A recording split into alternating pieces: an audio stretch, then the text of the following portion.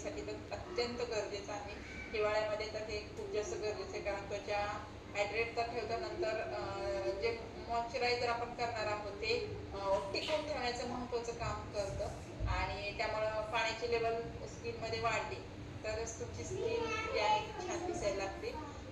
दुसरी महत्त्वाची गोष्ट म्हणजे सेन्सिटिव्ह स्किनसाठी हे सुद्धा चांगलं आहे. त्यानंतर तुमच्या म्हणजे आपण म्हणूया की हे संरक्षण कवच हे सुद्धा डीपमध्ये छान करतं. ह्याच्यामध्ये वेगवेगळे विटॅमिन्स आहेत. विटॅमिन सी तर खूप जास्त प्रमाणामध्ये आहे.